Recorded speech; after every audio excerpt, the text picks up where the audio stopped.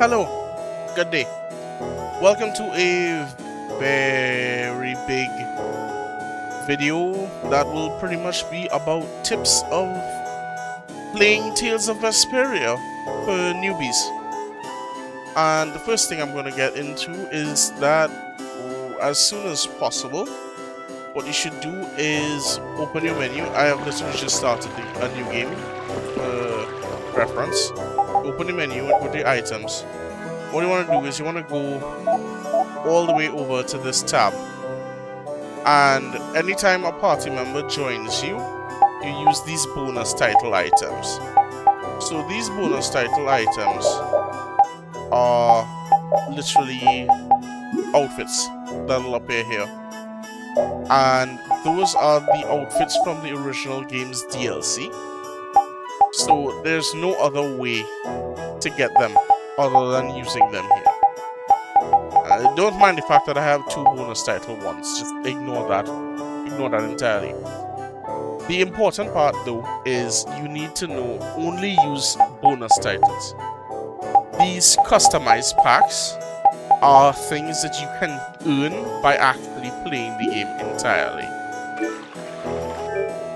You can earn these things entirely by playing through the game, as you can see right here.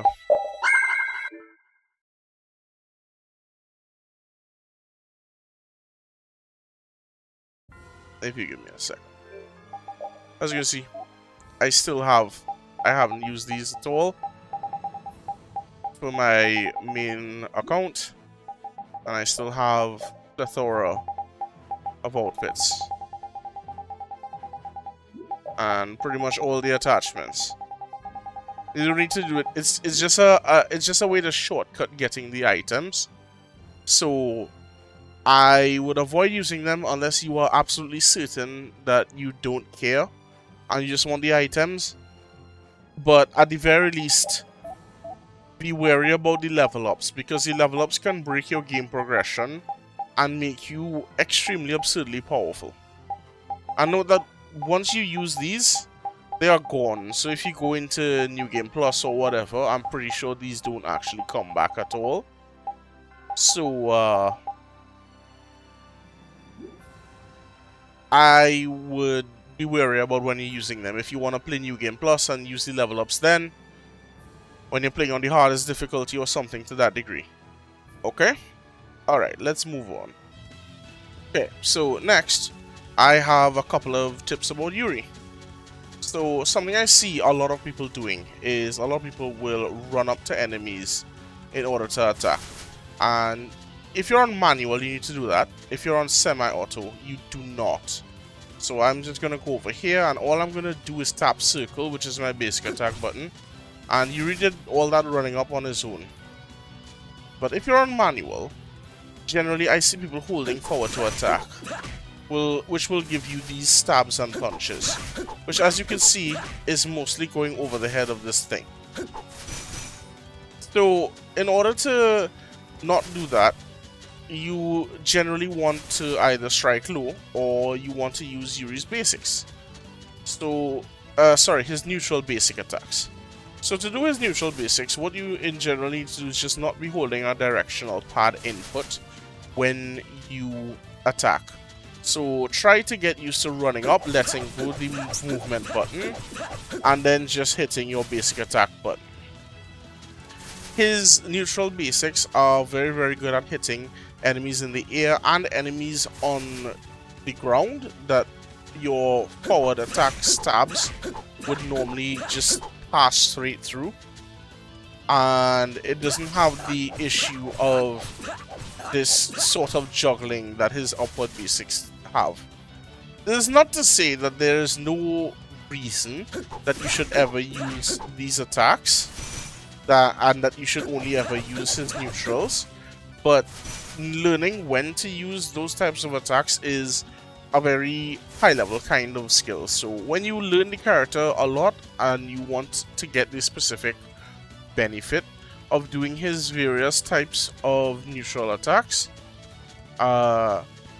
you can use that. But for starting the game, when you're fighting bats or you're fighting wolves or generally anything that just doing that is not actually hitting them, then just try practicing letting go of the attack button, letting go of the movement button, and then using his basic attack.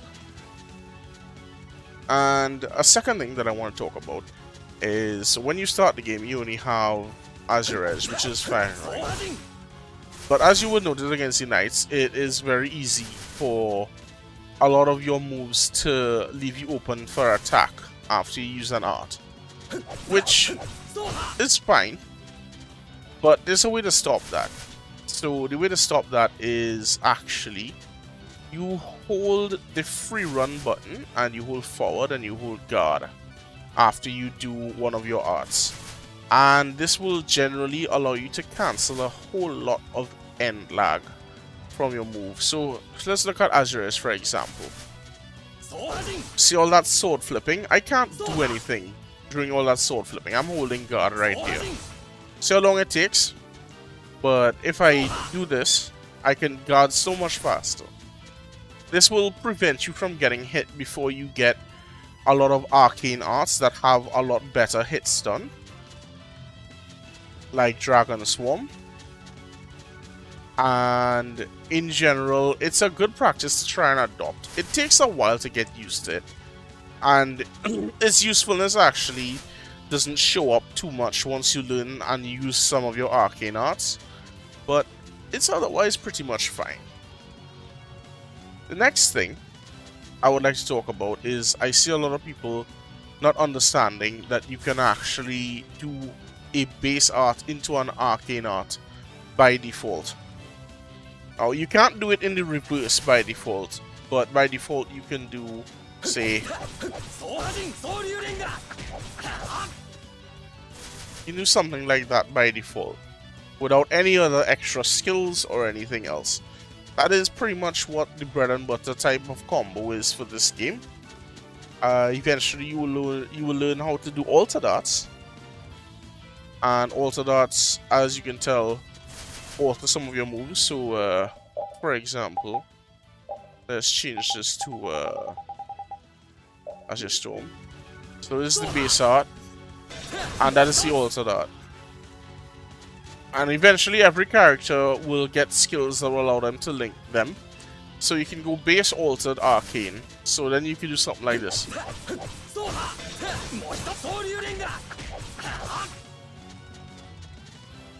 And there you have it.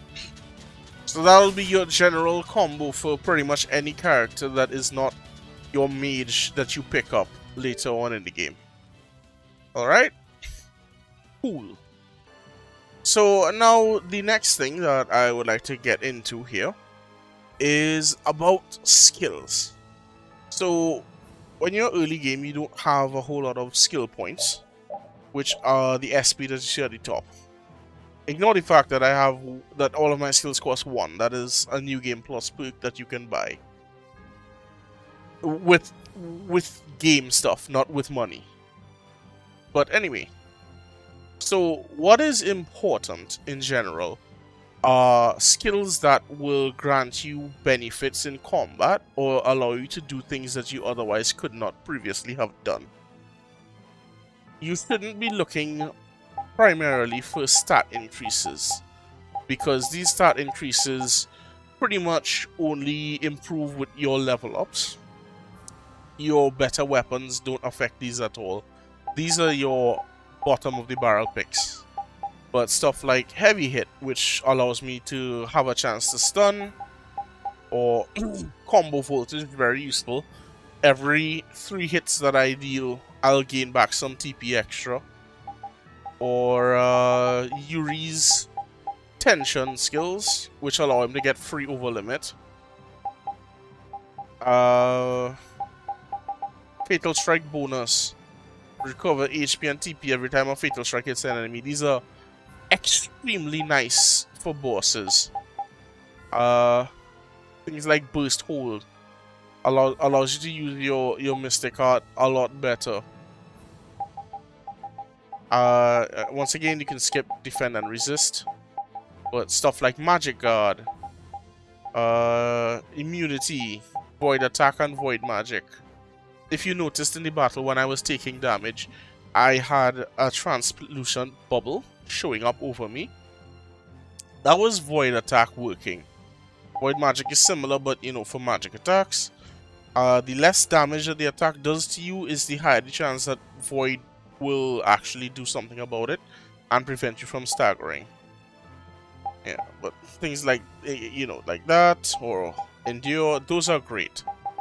I would also say critical guard is, it's difficult to use, but I would consider it. And guard arts is also difficult to use, but I would also consider it.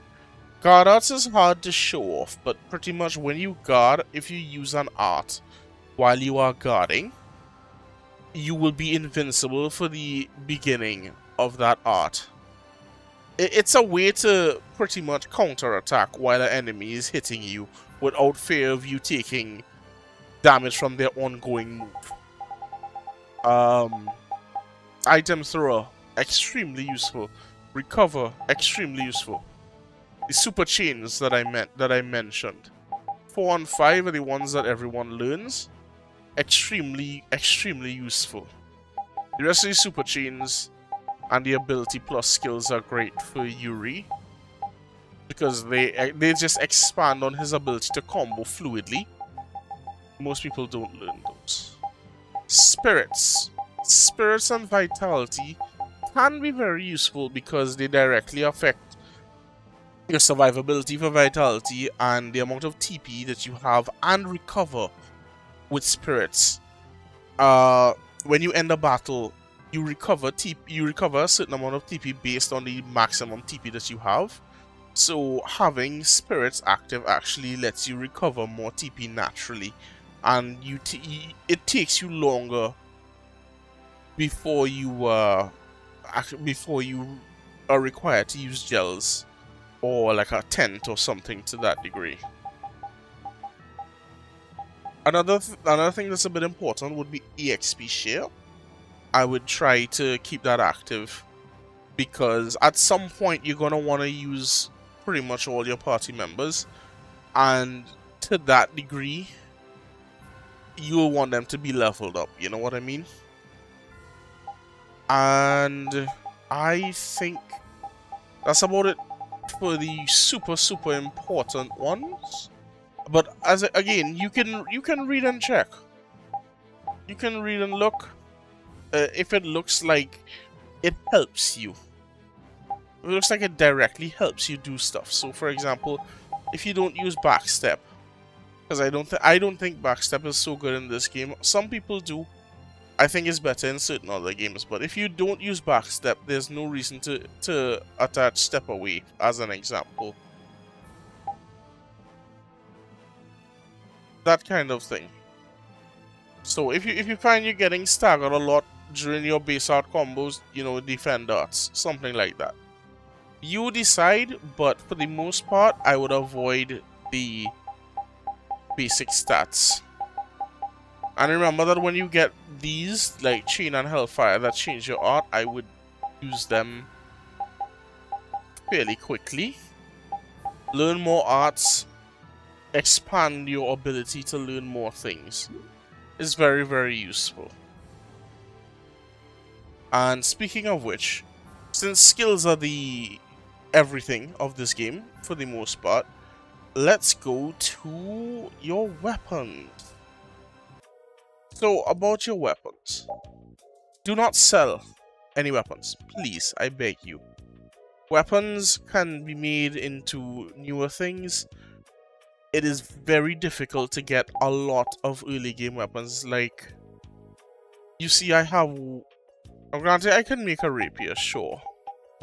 But some of them you can only... Some of them you can't make, and you can only make a +1. Like the Sinclair Saber +1. I have to have a Sinclair Saber. If you sell your Sinclair Saber and you don't know where to farm a Sinclair Saber, well, I can't even say farm because there's a low chance. If you don't know where to get another Sinclair Saber and I can't make it here, you are just out of luck. good luck learning Super Chain 4 for 3 characters. You understand where I'm coming from? So don't sell your weapons.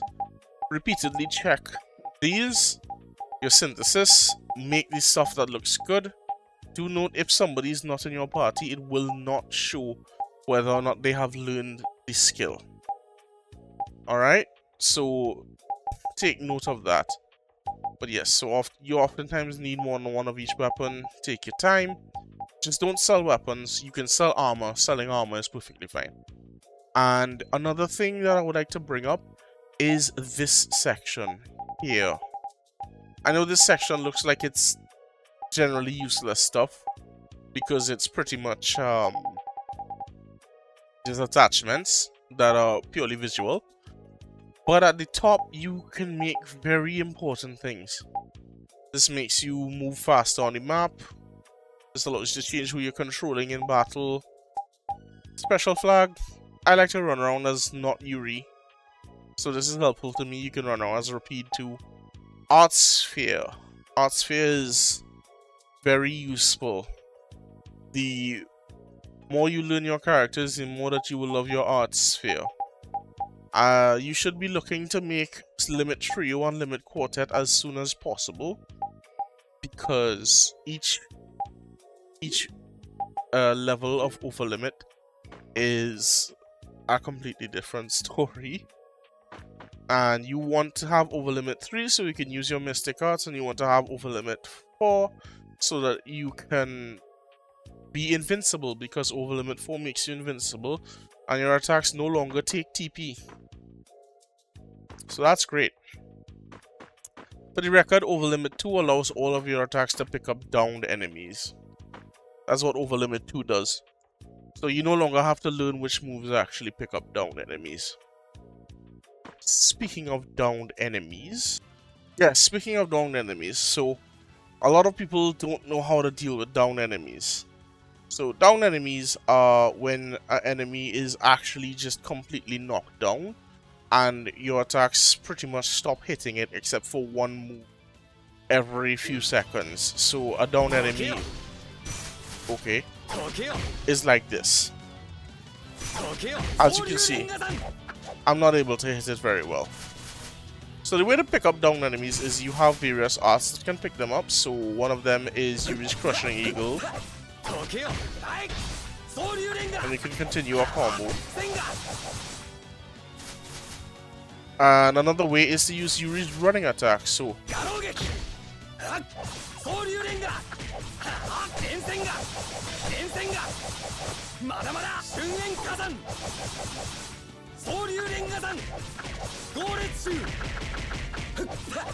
while I'm here, I'll just show you.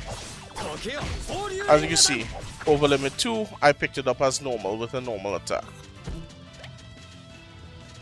Alright, so that's how you pick up down enemies. Only Yuri's running attack picks up down enemies. I don't think anybody else's running attack picks up down enemies. But otherwise, try to learn which moves can do it. I know Crushing Eagle picks up down enemies, and I believe Azure Wolf Strike, the first move of it, can do it. Sorry. Yep, there we go. And you can cancel that, by the way. You can cancel some of his arts. So this is Azure Wolf Strike.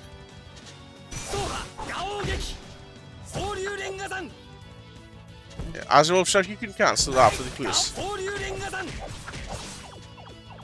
Assuming that you have another move to cancel it into, that is. So there you go. Also note that arts do change with moves, and some of the time you can get different moves by having different things equipped. Like Cerberus Strike will give you an extra attack if you have an axe equipped. You need to hit basic attack to get it, but you can get those things. And with that, I'm about done. But let me just kill this thing.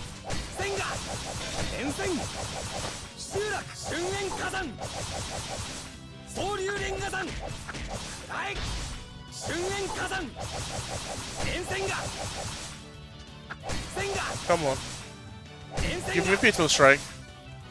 Give me Fatal Strike. Thank you.